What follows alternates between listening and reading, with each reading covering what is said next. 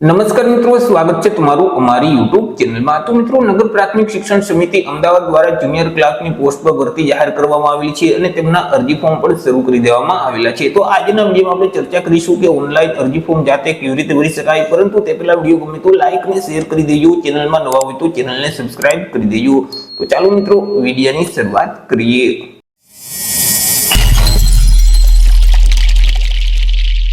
તો સૌથી પહેલા મિત્રો, તમારે તમારા મોબાઈલમાંથી અથવા તો લેપટોપ કે પીસીમાંથી કોઈ પણ એક ઇન્ટરનેટ બ્રાઉઝરને ઓપન કરવાનું રહેશે અને ત્યાં સર્ચ બોક્સમાં ટાઈપ કરવાનું રહેશે એએમસી સ્કૂલ બોર્ડ, જેથી કરી આ મુજબની એક સ્ક્રીન ઓપન થઈ જશે કે જ્યાં એએમસી સ્કૂલ બોર્ડની ઓફિશિયલ વેબસાઇટ તમને સૌથી પહેલા જોવા મળશે www.amcschoolboard.org। તે વેબસાઇટ ઉપર તમારે ક્લિક કરી દેવાનું રહેશે। વેબસાઇટ ઉપર ક્લિક કરશો એટલે એએમસી સ્કૂલ બોર્ડનું ઓફિશિયલ પોર્ટલ ઓપન થઈ જશે। તમને આ મુજબની એક સ્ક્રીન જોવા મળશે। હવે મિત્રો, અહીં તમને એક ઓનલાઈન એપ્લિકેશનનો ઓપ્શન જોવા મળશે, તેના ઉપર તમારે ક્લિક કરવાનું રહેશે, જેથી કરી આ મુજબની એક સ્ક્રીન ઓપન થઈ જશે। મિત્રો, સૌથી પહેલા તો તમારે એક નવું રજીસ્ટ્રેશન કરવાનું રહેશે। નવું રજીસ્ટ્રેશન કરવા માટે અહીં જે મેનુ આપેલ છે તેમાં ઓપ્શન જોવા મળશે ન્યૂ રજીસ્ટ્રેશન, તેના ઉપર તમારે ક્લિક કરવાનું રહેશે, જેથી કરી આ મુજબની એક સ્ક્રીન ઓપન થઈ જશે। તમને અહીં એક ઇન્ફોર્મેશન જોવા મળશે, તમારે જે ફોટોગ્રાફ અપલોડ કરવાનો છે તેમની સાઇઝ છે તે ઓછામાં ઓછી 10 KB અને વધુમાં વધુ 50 KB સુધી જોવી જોઈએ। એવી રીતે જે સિગ્નેચર અપલોડ કરવાની છે તેમની જે સાઇઝ છે તે ઓછામાં ઓછી 5 KB અને વધુમાં વધુ 30 KB સુધી હોવી જોઈએ।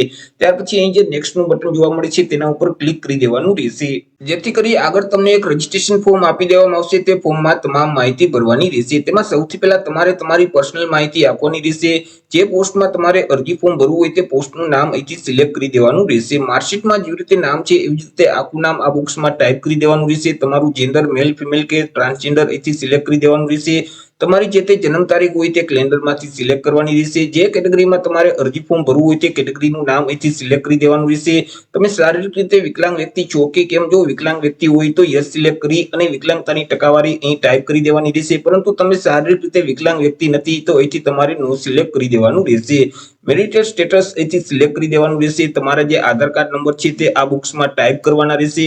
ત્યાર પછી હાલ અત્યારે તમે નગર પ્રાથમિક શિક્ષણ સમિતિ અમદાવાદમાં કર્મચારી તરીકે સેવા બજાવો છો કે કેમ, જો તમે કર્મચારી તરીકે સેવા બજાવતા હોય તો અહીં ચેકબોક્સમાં ટિક કરવાનું, નહીતર ત્યાં ટિક કરવાનું રહેતું નથી। તમે એએમસી એટલે કે અમદાવાદ મ્યુનિસિપલ કોર્પોરેશનમાં કર્મચારી તરીકે સેવા બજાવતા હોય તો ચેકબોક્સમાં ટિક કરવાનું રહેશે, નહીતર ત્યાં ટિક કરવાનું રહેતું નથી। આગળ તમારે અલગ અલગ બે સરનામા આપવાના રહેશે કે જેમાં સૌથી પહેલા પ્રેઝન્ટ એડ્રેસ એટલે કે હાલનું સરનામું આપવાનું રહેશે। હાલનું સરનામું અહીં ત્રણેય બોક્સમાં ટાઈપ કરી તમારા તાલુકાનું નામ આ બોક્સમાં ટાઈપ કરી દેવાનું રહેશે। સિટી એટલે કે જિલ્લાનું નામ અહીંથી સિલેક્ટ કરી દેવાનું રહેશે। એરિયાના પિનકોડ નંબર અહીં ટાઈપ કરી રાજ્યનું નામ અહીંથી સિલેક્ટ કરી દેવાનું રહેશે। ત્યાર પછી કાયમી સરનામું એટલે કે પરમનન્ટ એડ્રેસ આપવાનું રહેશે। જો હાલનું સરનામું અને કાયમી સરનામું બંને એક જ હોય તો અહીં ચેકબોક્સમાં ટિક કરવાનું રહેશે, પરંતુ બંને અલગ અલગ હોય તો કાયમી સરનામું અહીં ત્રણેય બોક્સમાં ટાઈપ કરી તાલુકાનું નામ આ બોક્સમાં ટાઈપ કરી દેવાનું રહેશે। તમારા જિલ્લાનું નામ એટલે કે સિટીનું નામ આ બોક્સમાં ટાઈપ કરવાનું રહેશે। એરિયાના પિનકોડ નંબર ટાઈપ કરી દેવાના રહેશે। રાજ્યનું નામ આ બોક્સમાં ટાઈપ કરવાનું રહેશે। ત્યાર પછી આગળ તમારે કોન્ટેક્ટ ડિટેલ આપવાની રહેશે। તમે જો લેન્ડલાઇન નંબર યુઝ કરતા હોય તો એસટીડી કોડ સાથે ફોન નંબર અહીં ટાઈપ કરવાના રહેશે। તમારા મોબાઈલ નંબર આ બોક્સમાં ટાઈપ કરવાના રહેશે અને ફરીથી તે મોબાઈલ નંબરને કન્ફર્મ કરવા માટે આ બોક્સમાં ટાઈપ કરી દેવાના રહેશે। તમારું જે તે ઈમેલ આઈડી હોય તે આ બોક્સમાં ટાઈપ કરી તમારે જે પાસવર્ડ રાખવો હોય તે પાસવર્ડ આ બોક્સમાં ટાઈપ કરી દેવાનો રહેશે। ફરીથી તે પાસવર્ડને કન્ફર્મ કરવા માટે અહીં ટાઈપ કરી અને મિત્રો અહીં જે કેપ્ચા કોડ આપવામાં આવેલા છે તે કોડ આ બોક્સમાં ટાઈપ કરી સબમિટ એન્ડ નેક્સ્ટના બટન ઉપર ક્લિક કરી દેવાનું રહેશે। જેવું મિત્રો તમે સેવ એન્ડ નેક્સ્ટના બટન ઉપર ક્લિક કરશો એટલે તમે જે મોબાઈલ નંબર આપેલ છે તે નંબર ઉપર એક ઓટીપી મોકલવામાં આવેલ હશે। તેમાં જે ઓટીપી હોય તે ઓટીપી આ બોક્સમાં ટાઈપ કરી અને સબમિટ એન્ડ નેક્સ્ટના બટન ઉપર ક્લિક કરી દેવાનું રહેશે, જેથી કરી આ મુજબની એક સ્ક્રીન ઓપન થઈ જશે। આગળ તમારે ધોરણ 12 ની પરીક્ષા અથવા તો તે સમકક્ષની પરીક્ષા જે પાસ કરેલ છે તેમની વિગત આપવાની રહેશે। તમે જે ધોરણ 12 ની પરીક્ષા પાસ કરેલ છે તે બોર્ડનું નામ અહીં ટાઈપ કરી દેવાનું રહેશે। પાસિંગ વર્ષ અહીંથી સિલેક્ટ કરી દેવાનું રહેશે। મેળવેલ માર્ક છે તે આ બોક્સમાં ટાઈપ કરવાના રહેશે। ટોટલ માર્ક આ બોક્સમાં ટાઈપ કરી દેવાના રહેશે, જેથી કરી ટકાવારી અહીં ઓટોમેટિક આવી જશે। ટોટલ ટ્રાય નંબર અહીં ટાઈપ કરવાના રહેશે। ત્યાર પછી નેક્સ્ટના બટન ઉપર ક્લિક કરી દેવાનું રહેશે। ત્યાર પછી આગળ જો તમે કોઈ પણ પ્રકારનો બીજો કોર્સ પાસ કરેલ હોય અથવા તો અન્ય ડિગ્રી મેળવેલ હોય અને તમે તેની માહિતી આપવા માંગતા હોય તો આપી શકો છો। તે ડિગ્રી અથવા તો કોર્સનું નામ અહીંથી સિલેક્ટ કરી દેવાનું રહેશે, પરંતુ લિસ્ટમાં તેનું નામ ન હોય તો અધર સિલેક્ટ કરવાનું રહેશે। ત્યાર પછી કોલેજ અથવા યુનિવર્સિટીનું નામ આ બોક્સમાં ટાઈપ કરી દેવાનું રહેશે, પાસિંગ વર્ષ અહીંથી ટાઈપ કરી દેવાનું રહેશે, મેડવેલ માર્ક આ બોક્સમાં ટાઈપ કરવાના રહેશે, ટોટલ માર્ક અહીં ટાઈપ કરવાના રહેશે, જેથી કરી ટકાવારી ઓટોમેટિક અહીં આવી જશે, ટોટલ ટ્રાયલ નંબર અહીં ટાઈપ કરી દેવાના રહેશે। ત્યાર પછી મિત્રો એડના બટન ઉપર ક્લિક કરશો તો તમે જે માહિતી ફિલ કરેલ છે તે એડ થઈ જશે। તમામ વિગત ભરાઈ ગયા પછી ફરીથી નેક્સ્ટના બટન ઉપર ક્લિક કરી દેવાનું રહેશે। આગળ મિત્રો તમારી પાસે કોઈ પણ પ્રકારના કામનો અનુભવ હોય અને તમે તેની વિગત આપવા માંગતા હોય તો આપી શકો છો। તમે જે સંસ્થા અથવા તો કંપનીમાં કામ કરતા હતા તેમનું નામ અને સરનામું આ બોક્સમાં ટાઈપ કરી દેવાનું રહેશે। ત્યાં તમારો જે તે હોદ્દો હોય તે હોદ્દાનું નામ અહીં ટાઈપ કરી દેવાનું રહેશે। તમારી જોઈનિંગ તારીખ કેલેન્ડરમાંથી સિલેક્ટ કરવાની રહેશે, ડિસ્ચાર્જ તારીખ કેલેન્ડરમાંથી સિલેક્ટ કરી દેવાની રહેશે, જેથી કરી તે સંસ્થા અથવા તો કંપનીમાં તમે જેટલા મહિના સુધી કામ કરેલ છે તેમનો પીરિયડ અહીં ઓટોમેટિક આવી જશે। તમારી જે તે સેલેરી હોય તે સેલેરી આ બોક્સમાં ટાઈપ કરી દેવાની રહેશે।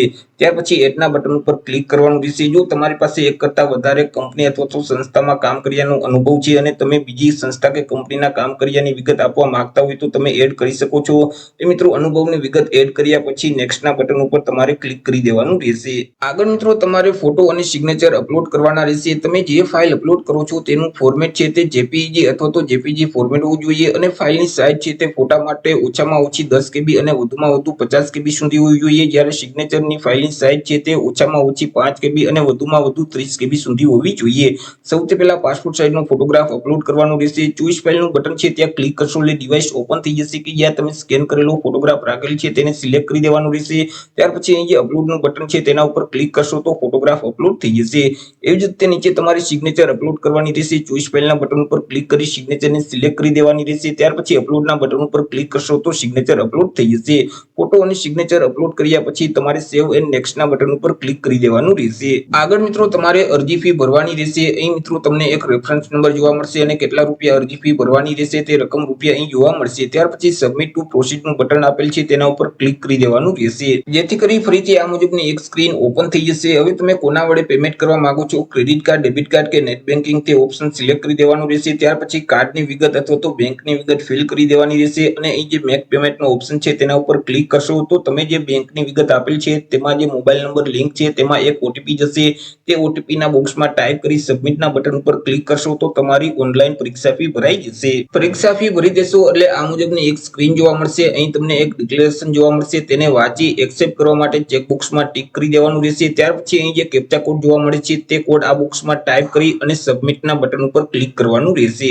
સબમિટના બટન ઉપર ક્લિક કરશો એટલે તમારું અરજી ફોર્મ છે તે ફાઇનલી સબમિટ થઈ જશે। હવે તમારે અરજી ફોર્મની પ્રિન્ટ કાઢવી હોય તો અહીં મિત્રો તમને એક પ્રિવ્યુ જોવા મળશે। ત્યાર પછી અહીં તમને એક પ્રિન્ટનો ઓપ્શન જોવા મળશે, તેના ઉપર ક્લિક કરી અને તમે તમારા ફોર્મની પ્રિન્ટ છે તે લઈ શકશો। તો એ રીતે મિત્રો નગર પ્રાથમિક શિક્ષણ સમિતિ અમદાવાદ દ્વારા જે જુનિયર ક્લાર્કની પોસ્ટ પર ભરતી જાહેર કરવામાં આવેલી છે તેમાં તમે જાતે જ ઓનલાઈન અરજી ફોર્મ ભરી શકો છો। તો આશા રાખું છું વિડીયો પસંદ પડ્યો હશે। વિડીયો પસંદ પડ્યો હોય તો લાઈક અને શેર કરી દેજો। ચેનલમાં નવા હોય તો ચેનલને સબસ્ક્રાઇબ કરી દેજો।